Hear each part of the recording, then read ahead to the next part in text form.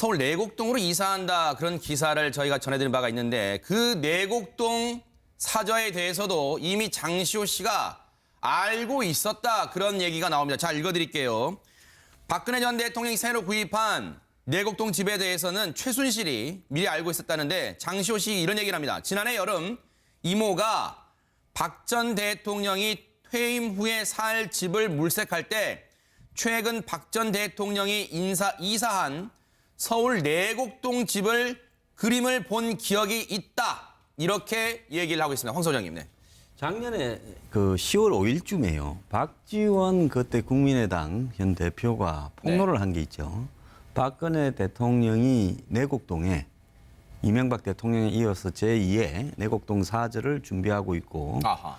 그 정보기관에 있는 한 직원이 네. 그 일을 맡고 있다. 이렇게 폭로를 했다가 네. 뭐 기다 아니다 그러다가 이 최순실 게이트 파문에 이제 그냥 넘어간 그랬었죠. 네네. 그런 일이 있었는데요. 실제로 지금 이사간 집이 내곡동이었고 그다음에 이 장시호는 작년 여름 그러니까 2016년 네. 여름에 박 전 대통령이 퇴임 이후에 살 집을 물색할 때 네. 이 서울 내곡동 집 이 그림 사진을 본 적이 있다라고 하지 않습니까?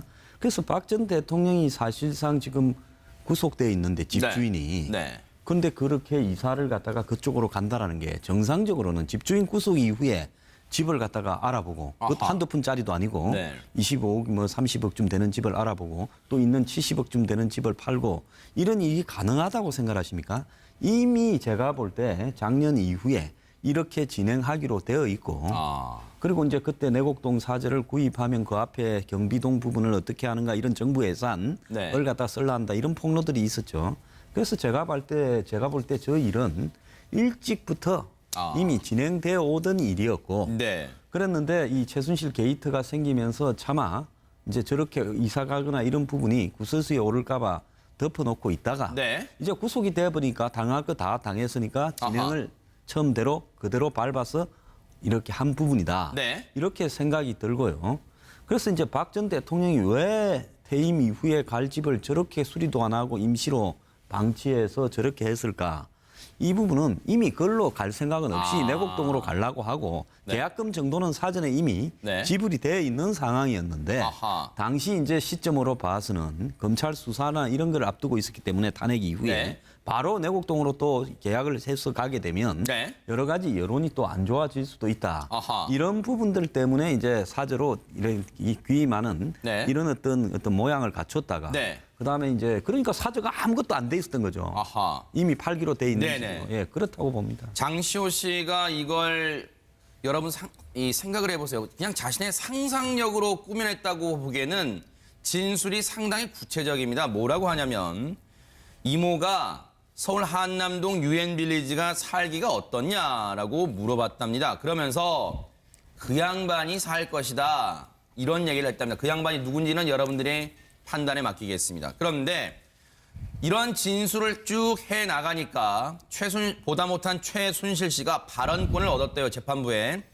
내곡동 집은 나도 이번에 신문 보고 처음 알았다. 무슨 소리 하는 거야. 지난해 유엔빌리지에 대해 물어본 일은 다른 사람이 아닌 내가 가려고 한 것인데 그리고 그렇게 알아본 건데 왜 그걸 지금 내곡동 사저와 연결시키냐. 이렇게 따졌다고 합니다. 정 교수님. 예, 둘이 얘기가 다르죠. 네. 유엔 빌리지에 대해서도 장시호는 그 양반 네. 박근혜 전 대통령이 살 거라고 이렇게 얘기를 들었다 네. 얘기고 최순실은 그거 내가 살 거기 때문에 너한테 물어봤다. 이렇기 때문에 유엔 빌리지 건에 대해서는 서로가 얘기가 다르고 네. 내곡동 건에 대해서도 이제 처음 들어봤다 하고 최순실은 얘기를 하고 있는데 네네.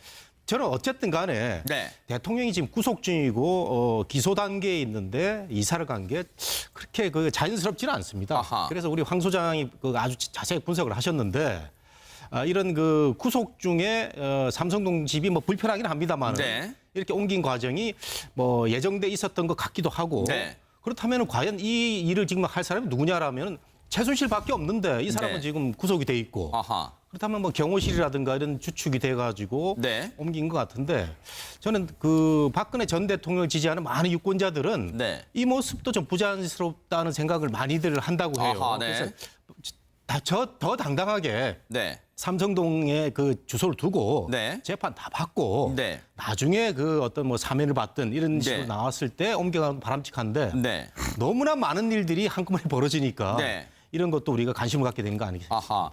박 변호사님. 네. 이 장시호 씨는 뭐 특검 수사 과정에서도 그랬습니다만 뭐 특급 도움이다 뭐 그렇게도 불렸잖아요. 그렇죠. 근데 어제 재판에서도 여러 가지 얘기를 했던데 제가 한번 읽어드릴게요. 자신뿐만 아니라 다른 가족들도 박근혜 전 대통령을 큰엄마로 불렀대요. 그렇죠. 이건 뭘 의미할까요? 큰엄마로 불렀대요. 지금 특검에서도 특급 도움이었지만 네. 어쩌면 법정에서는 더 중요한 도움이 역할을 하는 겁니다. 아하, 네. 이제는 판사가 지금 판단하는 부분이고요. 네. 최순실하고 박근혜 전 대통령하고 두 사람의 관계 부분에 대해서 지금은 최순실 재판입니다. 최순실하고 경제 공동체가 있느냐 없느냐 이 부분을 계속 질문하는 건데 아하. 중요한 거죠. 큰 집 엄마가 누구냐가 물었을 때 아하. 그러니까 우리 큰엄마라고 계속 부르는 거예요. 큰엄마라고 이따 불러왔기 때문에 그만큼 정말 관계가 많았고 아하. 일정한 밀접한 관계가 있었다는 얘기고 네. 본인이 직접 얘기는 합니다. 큰 집 엄마는 박근혜 전 대통령이고 네. 큰엄마도 그렇게 표현한다라고 얘기했기 때문에 네. 이런 어떤 증언은 바로 박 전 대통령의 재판에 바로 쓸 수가 있습니다. 네. 결국은 박 전 대통령하고 최순실하고 어떤 특정한 관계에 있다라는 네. 그 관계는 일정한 그 관계 이상, 네. 경제적 이상의 관계가 아니냐라는 그 정도로 예상이 되는 그런 아하. 진술입니다. 네. 그런데요. 증언만 있는 게 아니라 특검이 어제 증거물도 제시를 했는데 뭐냐면 2015년 횟수론 2년 전입니다. 2015년 9월 16일 스마트폰으로 주고받은 메신저 내용입니다. 뭐라고 돼 있냐? 그 내용을 보니까 장시호 씨가 이규혁 전 영재센터 전무, 이규혁 씨가 아마 그 유명한 스케이트 선수 맞죠? 네. 이규혁 씨 전 영재센터 전무에게 이런 메신저를 보냈답니다. 나 내일 서울 간다. 큰 집 어른들이 뭐라고 하시는지 들어볼게 라는 말이 쓰여 있었답니다. 그래서 재판부가 이에 대해서 물어보니까 장시호 씨가 여기에 대해서 뭐라고 하냐. 큰 집은 청와대이며 당시 청와대에는 내가 아닌 이모 최순실 씨가 들어갔다고 설명을 했답니다. 황 소장님. 이렇게 상당히 구체적으로 지금 증언을 하고 있어요. 예, 그래서 저는 그 장시호가 지금 뭐 본인이 나온다고 해서 본인을 열렬하게 이렇게 저렇게 진술을 다 했다 해서 반길 어떤 정치적인 지지 세력도 없습니다. 그러네요. 그러고 나오고 나면 장시호는 멀지 않아서 나올 수는 있겠죠. 네. 나오고 나왔을 때 장시호가 과연 그 이후에 이제 배신자로서 감당해 가야 될 네. 삶도 만만치는 않을 거예요. 네. 그런 입장에서 장시호가 저렇게 이야기를 하는데 이게 참으로 의아스러운 거는 장시호가 박근혜 대통령을 뭐 예를 들어서 큰엄마라 하면 그건 그렇지만 집안에서 그렇게 부른다는 거는 아하. 그거는 애초부터 그러니까 최태민 시절부터 이 박근혜 대통령과 그 어떤 박정희 일가에 대한 부분들을 이 큰 집, 네. 큰엄마라고 부른다는 거는 아하. 그러면 최순실도 큰엄마라고 부른다는 겁니까? 아하. 집안이라고 보면. 네네. 그러니까 일종의 고유 명사처럼 되어 있었다라고 봐야 될 것 아하. 같은데요. 네. 이것이 이 두 집이 얼마나 이렇게 끈끈한 관계로서 사실상 형제들은 배척된 채 네. 실제로 피가 섞이지 않은 두 사람이 네. 거의 모든 것을 공유하면서 해왔는가 네. 하는 부분을 보여주는 거고요. 아하. 보통 사람이 이렇게 뭐 어른을 모신다 하면 어른이라고 하고 그다음에 뭐 이 청와대를 뜻하는 뭐 기아집이라고 한다든지 이런 표현을 쓰겠죠. 큰 집, 큰엄마라는 표현은 그건 정말로 이렇게 이 밀접한 정서적 어떤 이런 공동체가 아니면 쓸 수 없는 네. 말이죠. 일상적으로 써왔을 거라 봅니다. 네, 정 교수님. 네. 예. 그래서 정서적으로 굉장히 가깝다는 그런 호칭은 될 것 같은데 네. 문제는 지금 법원에서 다투는 것은 이 두 사람이 박근혜 전 대통령하고 최순실이 경제 공동체냐 이거 따지기 위해서 지금 계속 그거 그렇죠. 불러다가 뭐 듣고 그러는 거 아니겠어요? 네네. 그래서 큰엄마라고 하기도 했다는 거고 또 뭐 이사장 또는 뭐 그 양반이라고 네. 했다고 하고 저는 박근혜 전 대통령이 최순실을 향해서 어떻게 불렀는지는 참 궁금한데 한때는 뭐 최 선생님이라고 이렇게 보도가 나왔는데 그것도 아니라고 또 나중에 보도가 네. 나왔고 그래서 그런 관계가 정서적으로는 굉장히 가까웠을 거로 예상이 되는데 네. 호칭이 뭐 나와서 우리가 새롭기는 하지만 과연 이 호칭 가지고 두 사람이 지갑을 나눠 썼다. 이건 성립이 안 되는 거거든요. 상체를 제가 볼 때는. 네. 그렇기 때문에 경제 공동체라는 것을 확실히 밝히기 위해서는 이 뭐 법원의 판사나 또 검찰의 기소에서 좀 더 정확한 여러 가지 네. 구체적인 자료가 나와야 되지 않을까 이런 생각이 네. 듭니다.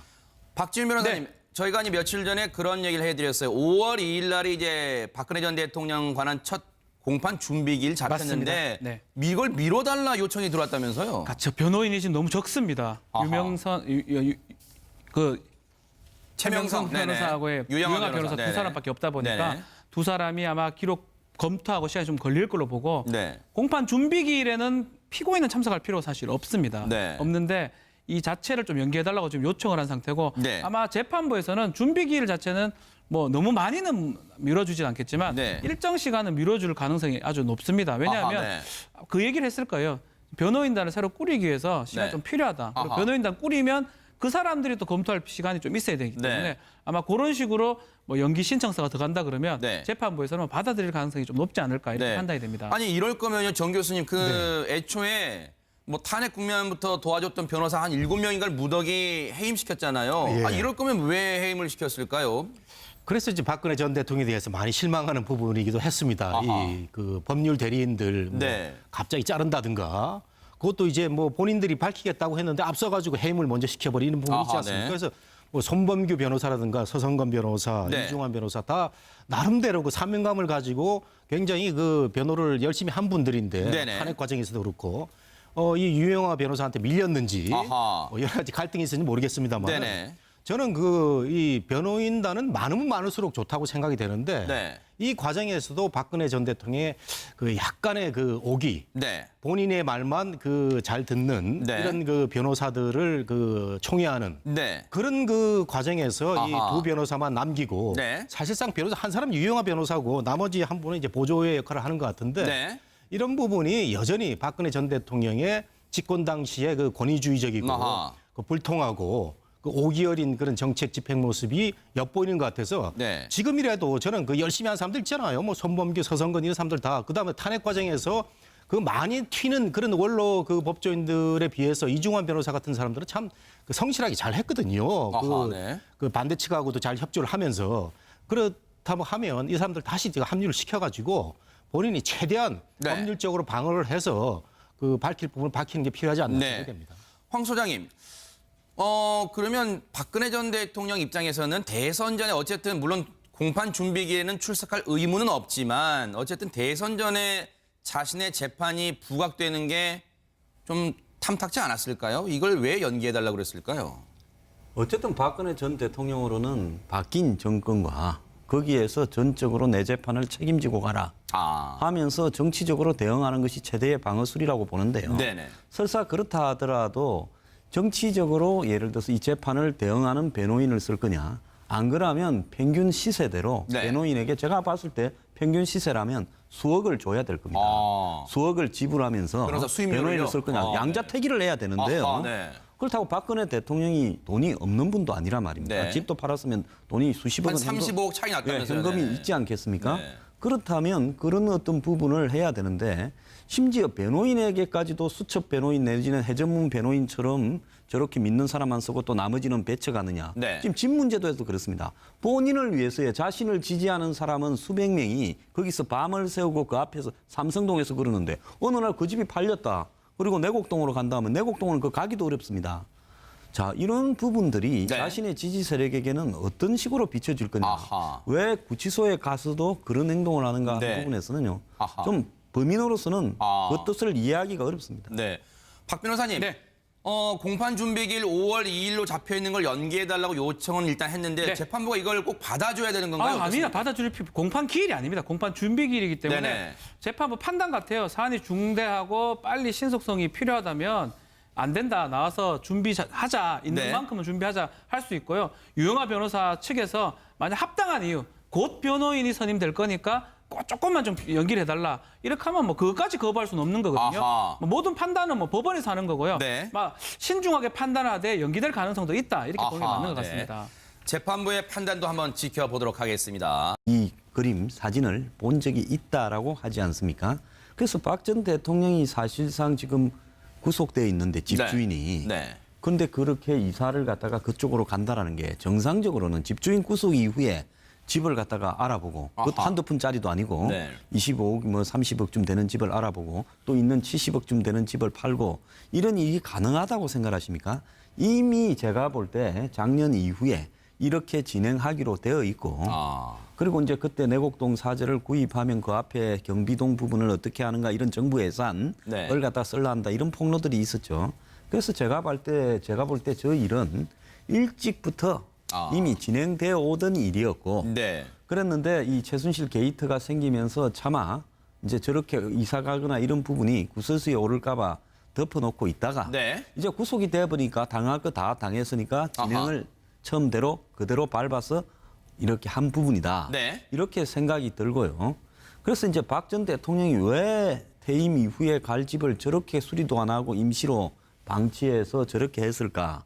이 부분은 이미 그걸로 갈 생각은 없이 내곡동으로 가려고 하고 네. 계약금 정도는 사전에 이미 네. 지불이 되어 있는 상황이었는데 당시 이제 시점으로 봐서는 검찰 수사나 이런 걸 앞두고 있었기 때문에 서울 내곡동으로 이사한다 그런 기사를 저희가 전해드린 바가 있는데 그 내곡동 사저에 대해서도 이미 장시호 씨가 알고 있었다 그런 얘기가 나옵니다. 자, 읽어드릴게요.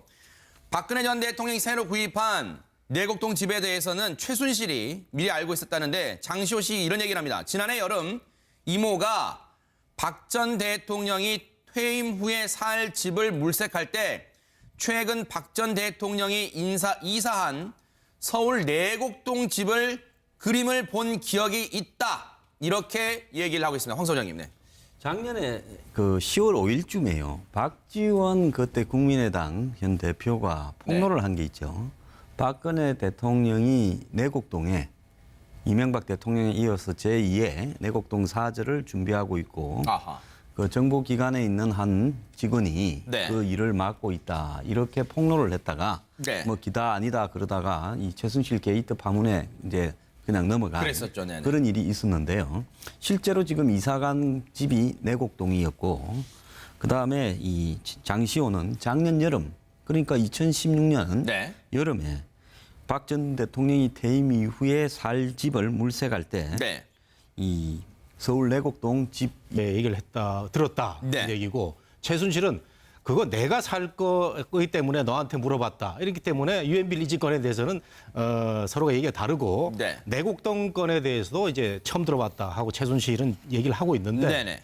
저는 어쨌든 간에 네. 대통령이 지금 구속 중이고 기소 단계에 있는데 이사를 간 게 그렇게 그 자연스럽지는 않습니다. 그래서 우리 황 소장이 그 아주 자세히 분석을 하셨는데 이런 그 구속 중에 삼성동 집이 뭐 불편하긴 합니다만 네. 이렇게 옮긴 과정이 뭐 예정돼 있었던 것 같기도 하고 네. 그렇다면 과연 이 일을 지금 할 사람이 누구냐라면 최순실밖에 없는데 이 사람은 네. 지금 구속이 돼 있고 그렇다면 뭐 경호실이라든가 이런 주축이 돼가지고 네. 옮긴 것 같은데 저는 그 박근혜 전 대통령을 지지하는 많은 유권자들은 네. 이 모습도 좀 부자연스럽다는 생각을 많이들 한다고 해요. 네. 그래서 더 당당하게 네. 삼성동에 그 주소를 두고 네. 재판 다 받고 네. 나중에 그 어떤 뭐 사면을 받든 이런 네. 식으로 나왔을 때 옮겨가는 바람직한데 네. 너무나 많은 일들이 한꺼번에 벌어지니까 네. 이런 것도 우리가 관심을 갖게 되는 거 아니겠습니까? 박 변호사님. 네. 이 장시호 씨는 뭐 특검 수사 과정에서도 그랬습니다만 뭐 특급 도움이다 뭐 그렇게도 불렸잖아요. 그렇죠. 근데 어제 재판에서도 여러 가지 얘기를 했던데 제가 한번 읽어드릴게요. 자신뿐만 아니라 다른 가족들도 박근혜 전 대통령을 큰엄마로 불렀대요. 그렇죠. 이건 뭘 의미할까요? 큰엄마로 불렀대요. 지금 특검에서도 특급 도움이었지만 네. 어쩌면 법정에서는 더 중요한 도움이 역할을 하는 겁니다. 아하, 네. 이제는 판사가 지금 판단하는 부분이고요. 네. 최순실하고 박근혜 전 대통령하고 두 사람의 관계 부분에 대해서 지금은 최순실 재판입니다. 최순실하고 경제 공동체가 있느냐 없느냐 이 부분을 계속 질문하는 건데 중요한 거죠. 큰 집 엄마가 누구냐가 물었을 때 그러니까 우리 큰엄마라고 계속 부르는 거예요. 큰엄마라고 이따 불러왔기 때문에 그만큼 정말 관계가 많았고 일정한 밀접한 관계가 있었다는 얘기고 네. 본인이 직접 얘기를 합니다. 큰 집 엄마는 박근혜 전 대통령이고 네. 큰엄마도 그렇게 표현한다라고 얘기했기 때문에 네.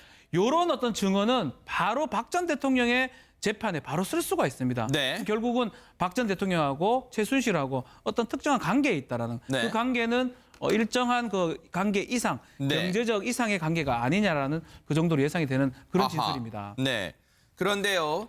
증언만 있는 게 아니라 특검이 어제 증거물도 제시를 했는데 뭐냐면 2015년 횟수로는 2년 전입니다. 2015년 9월 16일 스마트폰으로 주고받은 메신저 내용입니다. 뭐라고 돼 있냐? 그 내용을 때문에 탄핵 이후에 네. 바로 내곡동으로 또 계약을 해서 가게 되면 네. 여러 가지 여론이 또 안 좋아질 수도 있다. 아하. 이런 부분들 때문에 이제 사저로 이런 귀임하는 네. 이런 어떤 모양을 갖췄다가 네. 그다음에 이제 그러니까 사저가 아무것도 안 돼 있었던 거죠. 아하. 이미 팔기로 돼 있는 네네. 식으로. 예, 그렇다고 봅니다. 장시호 씨가 이걸 여러분 이 생각을 해보세요. 그냥 자신의 상상력으로 꾸며냈다고 보기에는 진술이 상당히 구체적입니다. 뭐라고 하냐면 이모가 서울 한남동 유엔빌리지가 살기가 어떻냐라고 물어봤답니다. 그러면서 그 양반이 살 것이다. 이런 얘기를 했답니다. 그 양반이 누군지는 여러분들의 판단에 맡기겠습니다. 그런데